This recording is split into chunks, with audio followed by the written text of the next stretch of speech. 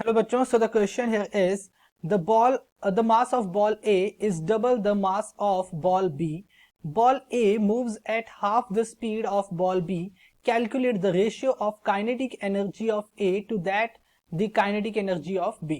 ठीक है, तो दोनों बॉल्स की काइनेटिक एनर्जी का मुझे रेशियो फाइंड करना है. सो कॉन्सेप्ट हम यहाँ पे क्या यूज करेंगे, that will B of kinetic energy. Kinetic energy, ठीक है, काइनेटिक एनर्जी का हम यहाँ पे कॉन्सेप्ट लगाएंगे.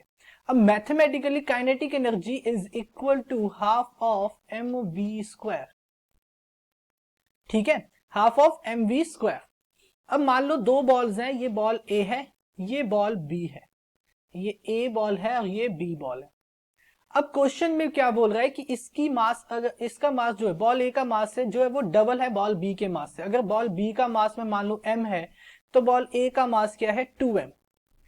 और बॉल ए मूव कर रही है with half the speed of ball B. यानी अगर बॉल ए अगर मेरी v स्पीड से चल रही है तो बॉल बी मेरे किससे चल रही होगी 2v से.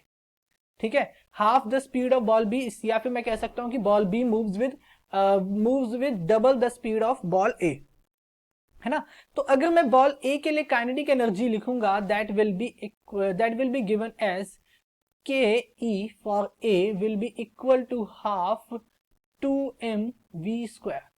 एंड सिमिलरली अगर बॉल बी के लिए लिखूं तो K E B will be equal to half m 2v square. ठीक है, तो ये हाफ से हाफ और 2 यहाँ पे 2 और 2 कैंसिल, तो ये हो जाएगा मेरा mv स्क्वायर के इक्वल. और यहां से देखो 2 से 2 मैं कैंसिल करता हूं तो ये होगा 2mv स्क्वायर के इक्वल.